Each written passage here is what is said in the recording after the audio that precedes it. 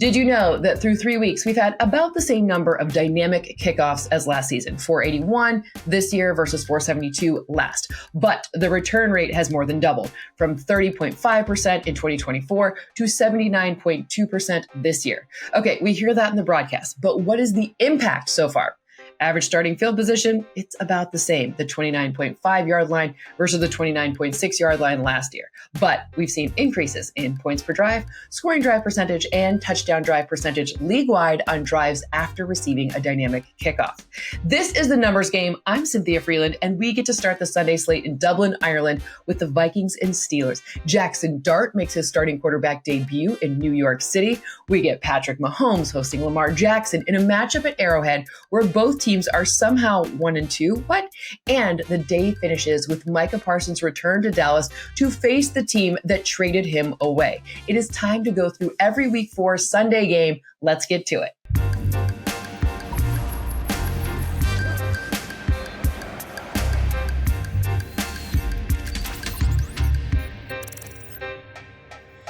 We have 13 games to go through in this episode, which means we'll cover the entire Sunday slate of Week 4 games, and we'll leave the Monday Nighters, there are 2 of them this week, for their own separate show to go deeper into both of those matchups. It will be in your feed shortly, which is why you should probably subscribe, like, leave some comments, do all of the things to grow our community. I really appreciate it.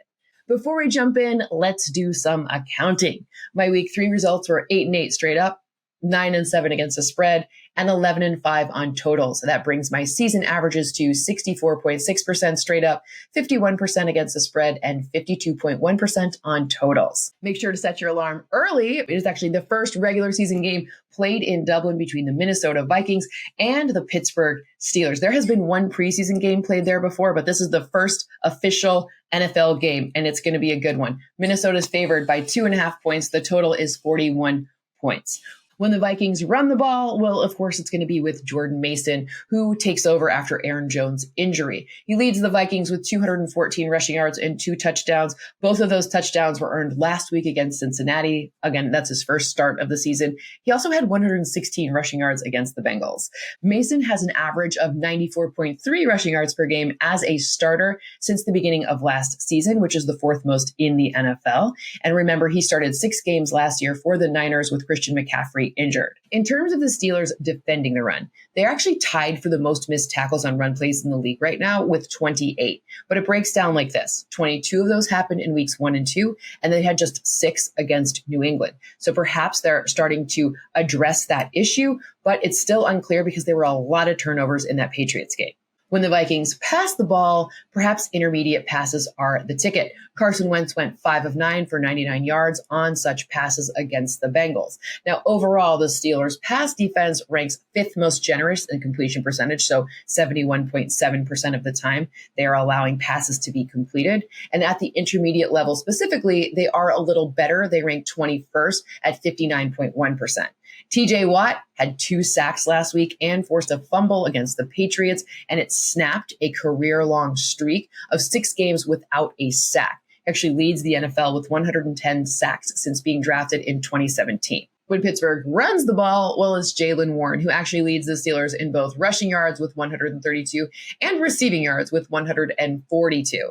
His 274 scrimmage yards are 8th most at his position this season, and he's accounted for 69.8, so 70% of Pittsburgh's rushing yards overall, which is the 3rd highest share in the NFL. He has 157 yards after the catch, which is also 3rd most in the NFL. Minnesota's run defense gets the whole team involved. 7 defenders have at least 8 run tackles, and Ivan Pace and Jonathan Allen, they've combined for 30. 11 different defenders have at least notched 1 run stuff as well. When Pittsburgh's offense attempts to pass the ball, it's likely going to be short passes. Well, Aaron Rodgers is not even trying to pass deep so far, but he's very efficient on short passes. He's attempted just 7% of his passes to that level of 20-plus air yards this season. That's 9th lowest in the league, and he's 1 of 6 for 22 yards and an interception. His passer rating on deep passes is 2.8.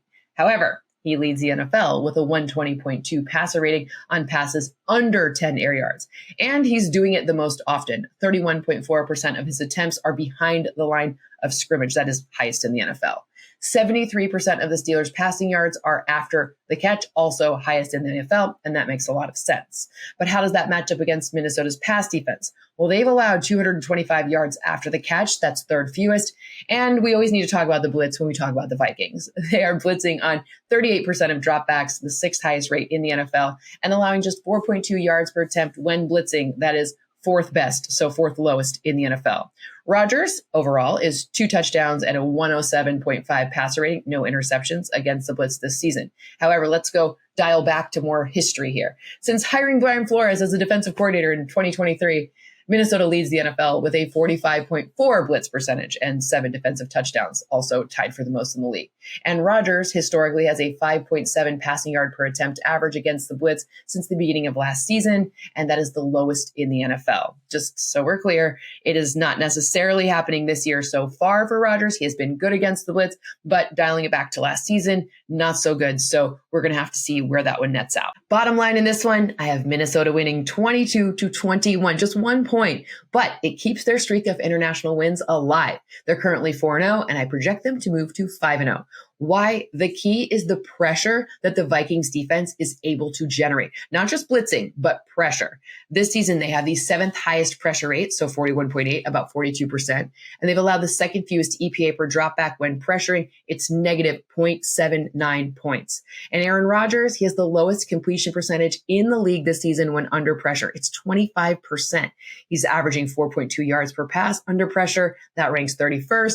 And he has the 32nd among 34 qualified quarterbacks EPA per dropback, so it's not great. And he's been sacked on 26% of pressure dropbacks this season. That is the 5th highest rate. I love to have things to track in single window games. That's what we call it in TV, single window games, just one game on at a time. And Ireland is overall awesome. So let's celebrate it with a round of good for 6. 6 quick stats related to the Vikings and Steelers in order of increasing risk. So the first is the least risky and 6th is the most risky. Number 1, Jordan Mason to rush for more than 82.5 yards. I already told you about his 94.3 rushing yard per game average since becoming the starter. I just think that this is how Kevin O'Connell operates his offense. Number 2, Jaylen Warren to earn more than 57.5 on the ground. I have him forecast for 68. Number 3, DK Metcalf to have more than 3.5 receptions. Right now he's tracking at 10 receptions, 135 yards, and 2 touchdowns, which is his fewest in terms of receptions over the first 3 weeks of a season since his rookie season where he had 9. I think that number forecast to go up. They may not be on deep passes, but it's all about the number of receptions being more than 3.5. Number 4, Justin Jefferson to haul in more than 5.5 passes. Right now, he leads the Vikings still with 12 receptions and 200 receiving yards, but he's had fewer than 6 receptions in each of the 3 games so far this season, which is the most such consecutive games in his career. He's averaging a career low 4 grabs per game, a career high 16.7 yards per reception. Why am I saying at least 6 in this one? It's targeting that Pittsburgh Steelers leaky pass defense. Number 5, welcome back Jordan Addison. My model says he's going to have more than 42.5 receiving yards in his return. Carson Wentz will likely see more separation on passes to both the wideout 1 and the wideout 2 because of the both of them being out there together. And number 6, a Justin Jefferson touchdown. Well, 1, we need the gritty in Ireland. It's just a thing. But when you look at the matchup between Jefferson and Ramsey, they've faced off 1 time before, and Ramsey did hold him to 4 receptions and 40 yards on 6 targets. However, Ramsey this season has allowed 6 receptions for 112 yards and 2 touchdowns with just 1 interception, and that's off 7 targets in man coverage so far this season. So in my opinion, that is advantage to Justin Jefferson. I think we see him in the end zone. Let's try something a little bit quicker here. 2 games, 4 minutes total. I'm putting myself on the clock for the 4-minute offense. Don't worry, I'll talk about defense and give 1 actionable note per game, but it's a good theme, right? Let's start the clock now. Game 1, New Orleans at Buffalo. Well, this is the first time in 5 seasons that a 3-0 team will face an 0-3 team. Here, the host Bills are favored by 16.5 points, and the total is 47.5 points. Starting with the Saints, Alvin Kamara has faced a last-ranked rush defense once in his career. It was actually last season against Carolina, where he tied a career high with 155 rushing yards. The Bills' defense has allowed 156 rushing yards per game and a 6.2 yard per carry average. Both are the most, aka last, in the NFL. As for Buffalo, Josh Allen has a 74.6 completion rate against zone coverage this season. That is sixth highest in the NFL. His 104.4 passer rating ranks seventh best. And New Orleans defense has played zone at the sixth highest rate over 82% of the time. Final result, Bills win it 32-16. The action item is about Khalil Shakir here, who's in a great spot. Why? Because he's been targeted on 31% of routes against zone coverage since the beginning of last season. That is the third highest rate in the league. He has a 0.38 EPA per target against zone, again, over that same time period. That's ninth highest. And his 8 yards of yak per reception against zone, that is actually second highest. So what about the Saints? Well, they've allowed 5 yards of yak per reception to wide receivers in zone coverage this season, sixth most in the NFL. Game number 2. Cleveland at Detroit, where the home team is favored by 9 points and the total is 44.5 points. The Browns' note is all about their defense, their number 1 ranked defense. In fact, they've allowed just 57.3 rushing yards per game. That is the fewest in the league. And they're the only team to not have allowed a run of 12 plus yards yet. The Browns have allowed 7 rushing first downs total. Again, also fewest in the NFL. So it's going to be hard to run on the Browns. No player on that defense is harder to manage, though, than Myles Garrett, who leads the NFL with 7 tackles for loss. He has 4 sacks this season. That's tied for second. And fun fact, the Lions are actually one of 2 teams that Myles Garrett has faced multiple times in his career and does not have a sack against yet. The other one's the Saints, just so you know. On the Lions side of things, Jared Goff has faced a number 1 total defense entering the week twice in his career, and he's 2-0. But I really want to talk about the Lions defense here. They have a 39.2 blitz rate, 5th highest in the NFL, and Joe Flacco's averaging just 3 yards per pass against the blitz. That's second fewest in the league. He also has a negative 13% completion percentage over expected when teams have blitzed him so far this season. That is 5th lowest in the league. And because the Lions and Browns are actually tied for the 3rd most sacks in the league, both have 11, it feels like we need to add the Aiden Hutchinson stat here. He has 14.5 sacks in his last 10 games played, which is the most by any Lions player in a 10-game span since we first started tracking this in 1982. Final result, my model says Lions win by 10, 26-16. The action item here is about Cedric Tillman. Look for him to have more than 3.5 receptions, which is a little risky because he's only had more than 3 once, and that was back in week 1. But the Lions defense not only gives up a 119.1 passer rating, which ranks 30th, and that's on all passes. But if you drill it down into intermediate passes, they are the most generous defense in passer rating. So 156.3, that's what they've allowed, and a 75% completion percentage to this level. If you wanted to be extra risky, you could say Jerry Jeudy, but I like to say Cedric Tillman more than 3.5 receptions. Of the 13 games in this week 4 Sunday slate episode, I have a total of 4 where a team is forecast to win by more than their number. The Lions are 1, but let's cover the other 3. See what I did there? Tennessee at Houston is a matchup between 2 of the 6 winless teams. Both teams rank in the bottom 5 in points per game, total yards per game, third down percentage, first downs per game, and each team has just 3 touchdowns, which makes them tied for fewest. The home team, Texans, are favored by 7, and the total in this one is 39. The Titans are averaging just 3.6 yards per play. That is last in the NFL.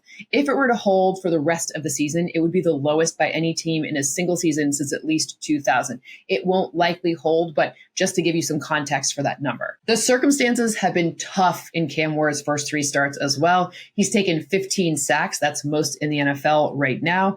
And among all first overall picks in the common draft era, he now ranks 3rd in his first career start. So David Carr was sacked 19 times, Kyler Murray 16, and now Cam Ward, he ranks 3rd with 15. He also has just a 27.6 completion percentage on downfield passes. That is the lowest among all qualified quarterbacks. Things have been very tough on Houston's side of things as well. They are one of 2 teams in the last 20 seasons to have 0 red zone touchdowns through their first 3 games. The 2011 Jags were the other team. So let's look at the pressure matchup between the Titans defense and the Texans O-line because something has to give here. The Texans have allowed a 36.4 pressure rate this season on their quarterback. That ranks 18th. The Titans, they have just a 21.3 pressure rate. That's 6th lowest. Maybe the better question is who will be less bad in the trenches, and will CJ Stroud have time to throw deep to target a vulnerable area of the Titans defense, who's allowed the 9th highest completion percentage on deep passes 41%.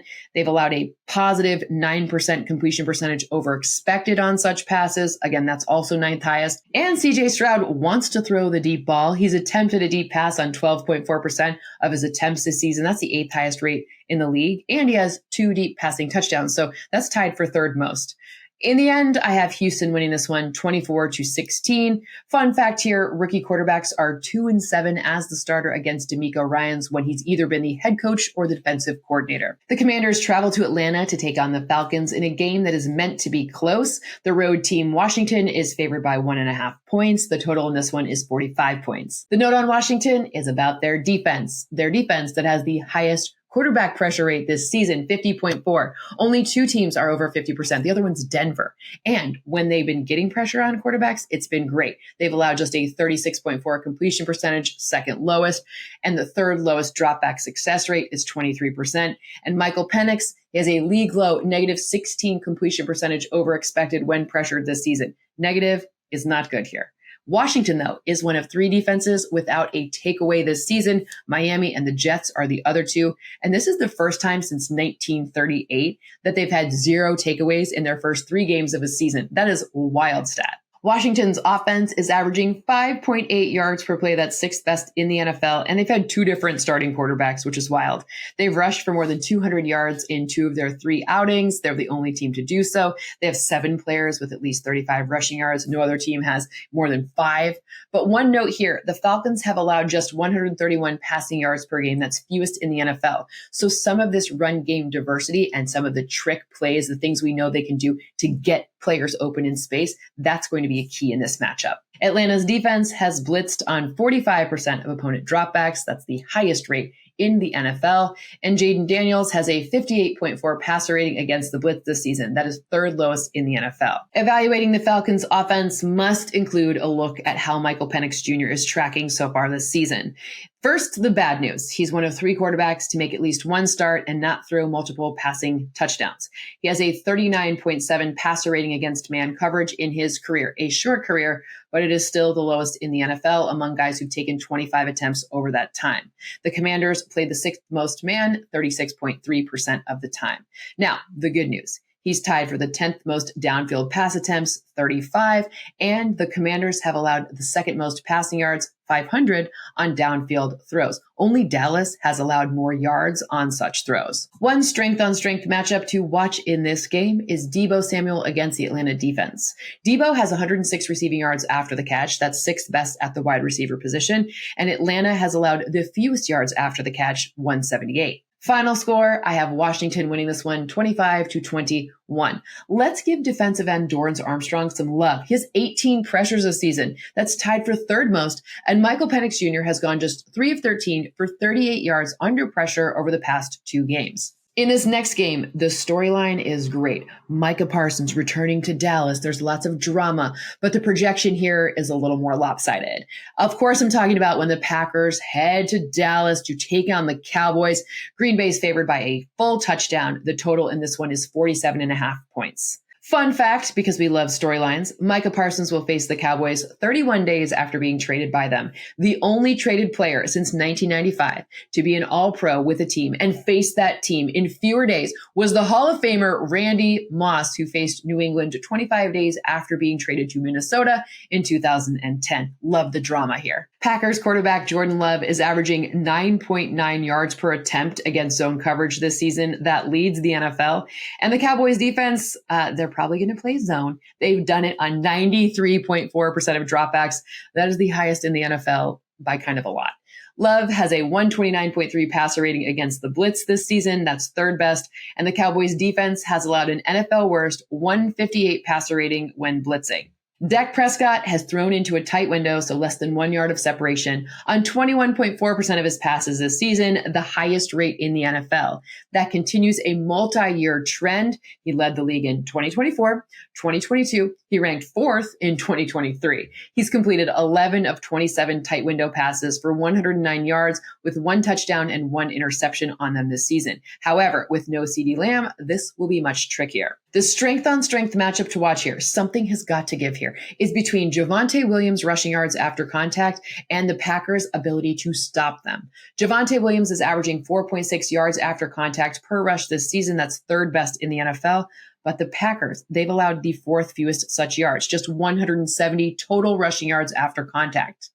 Final score, I have the Packers winning this one 28-20. Green Bay's Rashawn Gary leads the NFL with 4.5 sacks this season, and Gary actually has more sacks than the entire Cowboys defense combined. They only have 4. I meant what I said about loving to track stats for single window games. So here are 3 Sunday snacks to look at in that Packers and Cowboys tilt in order of least to most risky, obviously. Number 1, Jordan Love to pass for more than 228.5 yards. I have him over 250, and a lot of that has to do with the zone and blitz advantages we already outlined over this Dallas defense. You could also add Josh Jacobs scoring a touchdown to make this a co-number 1 for least risky stats to track. Number 2, Matthew Golden to catch more than 2.5 passes. I know Tucker Kraft isn't in question for this one, but sheesh, that number is low.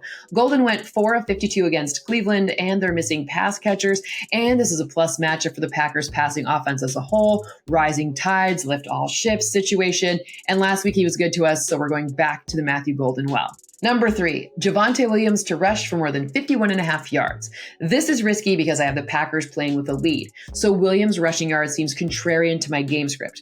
And I mentioned how Green Bay limits rushing yards after contact. Remember, they're 4th best in the league.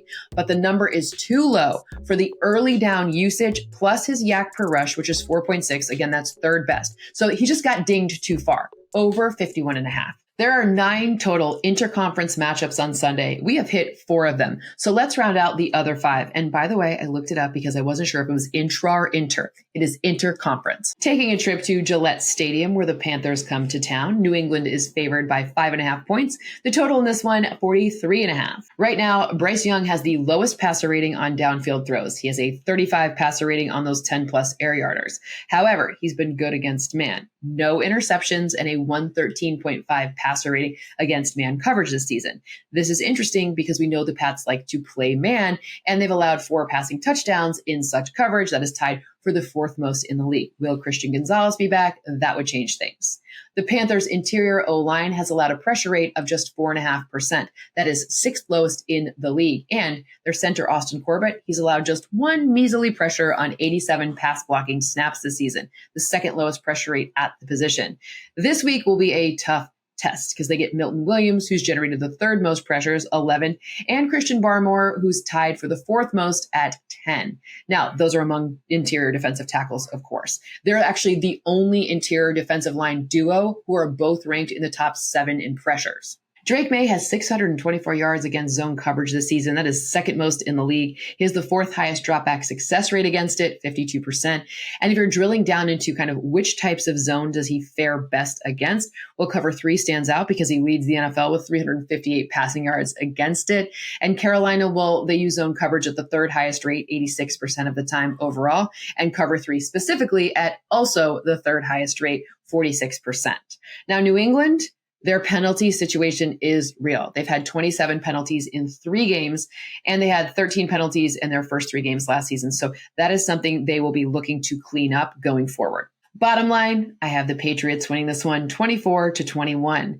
Drake May has a 78.9 completion percentage this season when not under pressure. That ranks 7th best. And the Panthers defense, they are only generating pressure on 24.3% of their dropbacks. That's 30th in the NFL. Advantage May. The Jags travel to the Bay Area to take on the Niners. The Niners, who are one of just 2 teams since 2020 to start a season 3-0, despite averaging fewer than 20 points per game. They're averaging 19.7 right now. San Francisco is favored by a field goal, and the total in this one is 47 points. Jacksonville's defense leads the NFL with 9 takeaways this season. They were last in this metric last year. They had 9 total takeaways in all of 2024. The takeaways are trending in the right direction, but the giveaways, they're still a problem. Trevor Lawrence has one or more interception in 6 straight games. That is the longest active streak. He has 72 career giveaways. That is the most since 2021. And all 4 of his interceptions this season have come when teams have not blitzed him. He's averaging 5.5 yards per pass against no blitz this season. That is 6th fewest. And San Francisco, they really aren't blitzing. So they have the 9th lowest blitz rate, 23%. And they've allowed the 6th lowest dropback success rate without using the blitz. It's just 37.5%. I hope you're sitting down for this next one because I find it to be crazy. The Niners are the only team without a rushing touchdown yet this season. They're 3-0.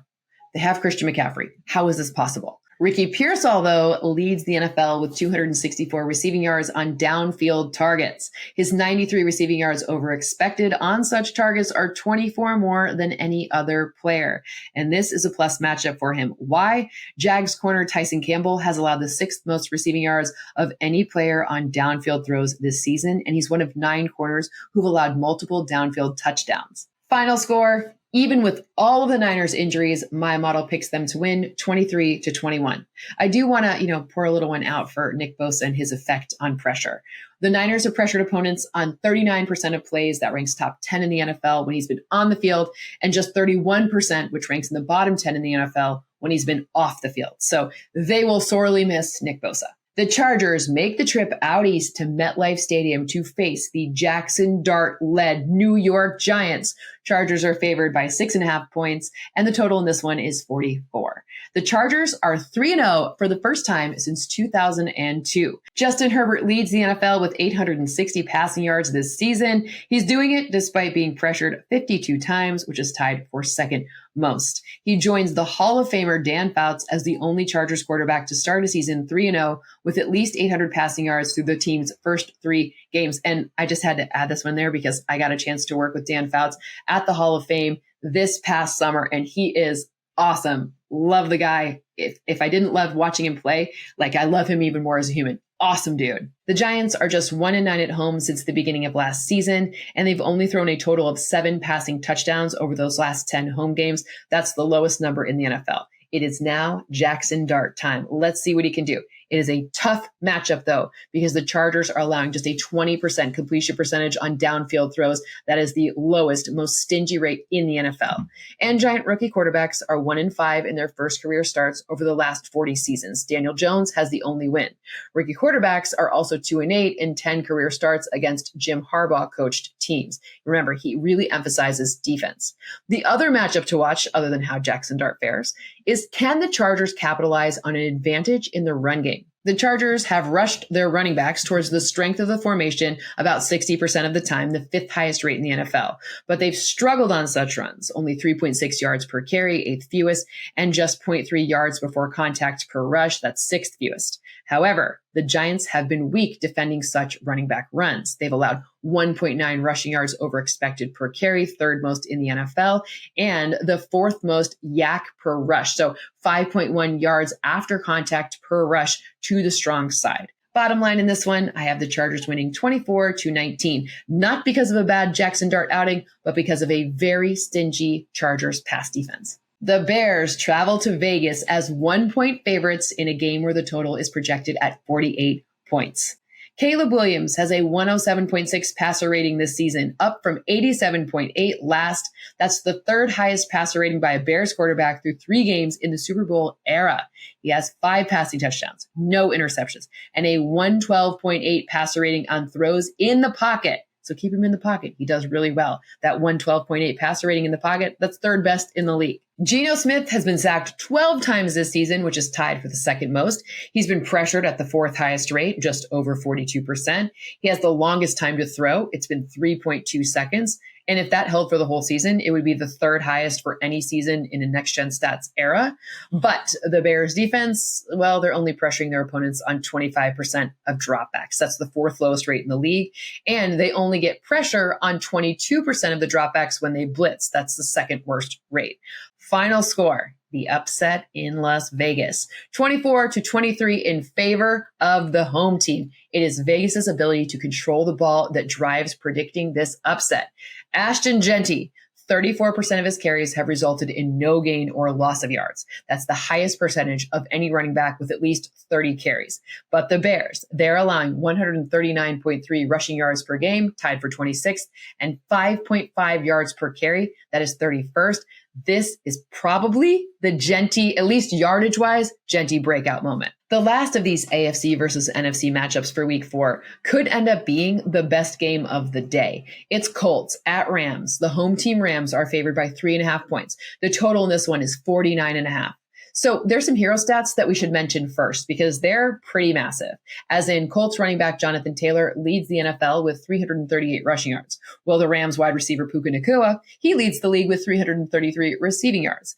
The Colts have allowed the fewest sacks, just 2 on their quarterback Daniel Jones. The Rams defense has 12 sacks. That's tied for the most generated. Okay. Now for the individual team breakdowns. Daniel Jones has been jockeying with Lamar Jackson for first or second in yards per attempt for the past 3 weeks. He's averaging 9.3. He actually leads the league with a 61% dropback success rate, despite being blitzed on a league-high 48% of dropbacks. He has a 62.8 completion percentage, 9.7 yards per attempt, and a touchdown against the blitz this season. Jonathan Taylor has earned his rushing title so far by also leading the NFL in rushing yards after contact, rushing yards after forcing missed tackle, and forced missed tackles on run plays. Taylor and smart early downs have afforded the Colts the lowest yards to go on third down this season. On the Rams side, right guard Kevin Dotson was injured in week 3. Stafford was pressured on 55% of dropbacks without him on the field versus sub 30% when he was there. The difference between the Rams' defensive pressure rate when they blitz, 66%, and when they don't blitz, 36%, is the second largest gap in the league. They've pressured opponents on 44% of dropbacks, that's 5th in the NFL, and sacked opponents on 11% of dropbacks, 3rd best in the NFL. However, they've allowed 9.9 yards per pass attempt when blitzing, that's the 4th most. Will the blitz work against Daniel Jones is the question. My model forecasts the upset, Colts win 25-24. Why? Well, it's because of the Colts defense, specifically the Colts defending play action passes. Stafford has used play action on 39% of his dropbacks this season, second highest rate in the league. And he has 369 passing yards when using it, again, second most in the NFL. Makes sense. He also has 4 passing touchdowns using play action. That's the most in the NFL. Do you get it? He's really good at play action. However, the Colts have allowed the 9th fewest passing yards against play action this season, just 112, and the 6th lowest dropback success rate against it. It's sub 37%. And just to look at the intermediate passing specifically, the Colts are allowing a 6.4 passer rating to intermediate passes. That is the best in the league by, a lot. 6.4 is tiny. When you throw the ball into the ground, you get a 39.6 passer rating for context. We now have enough games covered to do weekly wild cards, our list of 5 forecast touchdown scorers that could be considered underrated, but not to us. These are guys who you didn't draft in the top rounds of your fantasy draft. They aren't the top few in terms of touchdown scores on the season. These are guys who have elevated end zone reaching odds this week. Number 1, Rams receiver Davante Adams against the Colts. No, he will absolutely not be eligible for this list much longer, so I'm taking him now and being smart. I told you the Colts are great against the pass, but Adams one-on-one is a mismatch pretty much no matter what, and especially here. Number 2, Raiders receiver Jacoby Myers versus the Bears. Yes, I saw Trey Tucker haul in 3 against off coverage last week, but the Bears pressure less than the Commanders, and they play off coverage less often. Tracking where the Raiders could exploit Jalen Johnson being missing elevates Myers' end zone reaching odds. Doesn't mean Trey Tucker won't either. Number 3, Lions wideout Jamison Williams against the Browns. He needs very few targets to make good on this projection because he's dynamic, because he's speedy, because he is the deep passing threat, and targeting the Browns through the air is a better value proposition than on the ground where, remember, they are best in the league. Number 4, Pats rookie back Travion Henderson against the Panthers. Those turnovers last week were really hard to watch, which helps predict Josh McDaniels to draw up higher probability plays, perhaps to Henderson. While the Panthers' run defense looked exceptional against the Falcons, it's hard to argue that it's completely fixed from what was going on in weeks 1-2. I think McDaniels will find ways to get Henderson going. And number 5, Giants rookie running back Cam Skattebo against the Chargers. This one's about volume plus forcing missed tackles. So volume is up, no Tyrone Tracy, unfortunately, and also having a new quarterback to help out. Likely forecast for more rushing plays, so more volume for Skattebo, and he's great at forcing missed tackles, which is a nice predictor of yards. Yards will therefore hopefully turn into touchdowns in this one. I wanted to put Emeka Egbuka in the weekly wildcards, but it felt like cheating because he already has 3 touchdowns in 3 games played, but I do have him forecast to score, which brings us to Philadelphia at Tampa Bay. The Eagles and Bucks are 2 of the 3 undefeated NFC teams entering week 4. This is the first matchup between 3-0 teams since week 4 of 2021. That's a pretty fun stat. The Eagles are favored by 3.5 points, and the total in this one is 43.5. 42.4% of the Eagles' rushes have come from the shotgun alignment this season. That's the 12th highest rate in the league. They're earning 1.01 rushing yard over expected per shotgun rush. That's 6th best. And their 3 rushing touchdowns from this alignment rank 2nd most in the league. Now, Tampa, Todd Bowles, we think Todd Bowles is great at stopping the run. He is historically. However, shotgun rushes, interesting. They've allowed the 6th most EPA per shotgun rush this season, and that is not a Todd Bowles-like thing. So perhaps it will change, but in this matchup, it's still forecast to be advantage Eagles. Over 5 meetings, Todd Bowles has blitzed Jalen Hurts on 47% of his dropbacks. Hurts had a 56% completion percentage, 4 passing touchdowns, 4 interceptions, and a 69.3 passer rating against this blitz compared to a 62% completion percentage, 1 touchdown, 1 interception, and a 74.9 passer rating against the non-blitz. It is actually not that different. No Mike Evans in this matchup, so what does that mean for Baker Mayfield? Well, looking at last season, when Evans and Mayfield were together for 14 games, Mayfield averaged 273.5 passing yards per game, 8.4 per attempt, 34 touchdowns to just 14 interceptions, and a 109.3 passer rating. Without Evans for 3 games, 215.3 passing yards, minus 60, 5.8 yards per attempt, 6 touchdowns with 2 interceptions, and a 96.2 passer rating. Hopefully the Bucs get Tristan Wirfs back, which would be great because last season he had PFF's best pass blocking grade, so very helpful for Baker Mayfield. And Philadelphia, though, they haven't really been generating sacks. They only have 3 defensive sacks. That's 3rd fewest in the league. Final score, Eagles keep it perfect, 24-22. The Eagles have won 19 of their last 20 games. That includes the playoffs, so this would move them to 20 wins in 21 tries. The return of the Eagles' passing offense is the difference maker. In the second half against the Rams, on passes of over 10 air yards, they went 7 of 9 for 154 yards and 2 touchdowns. Over the first 10 quarters of the season, they were 2 of 7 on such passes. Which brings us to the last game of the show, the big one. The battle of surprise 1 and 2 teams. Winner moves to 500. Loser goes to bed 1-3. It is Baltimore at Kansas City. The Ravens are favored on the road by 2.5 points, and the total in this one, 48.5. 2 fun notes to start on Jackson and Mahomes. Mahomes is averaging more rushing yards per game at 41.7 than Jackson at 39.3. And Jackson has averaged as many passing touchdowns per game, 3, as Mahomes has total. Again, 3. Let's start with Ravens run game notes. Now, they've had fewer than 100 rushing yards in 2 straight games. This is the first time this has happened in Lamar Jackson's tenure. He became the starter in week 11 of 2018. Derrick Henry has faced a light box half as often this season, just sub 15%. Last year was almost 30%. And he's getting stuffed more and forcing fewer missed tackles. Overall, though, the Ravens have recorded a 20.3 explosive run rate this season. They are the only team over 16%. Lamar Jackson leads the NFL with 8 explosive runs, and Derrick Henry has added 6, and that makes him tied for 4th most among running backs. The Ravens passing game, well, this note is all about the blitz. Lamar Jackson has 6 passing touchdowns against it. That leads the NFL. He also leads the league with a 0.7 EPA per dropback and a 60.5 dropback success rate against the blitz this season.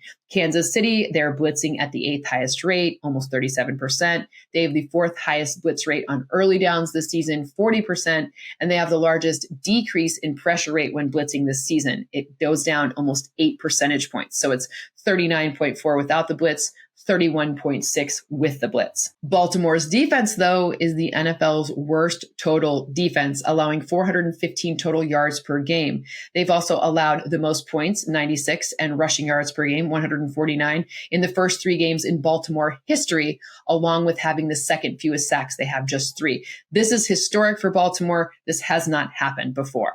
Kansas City's run game notes, well, it's about Patrick Mahomes, which is problematic.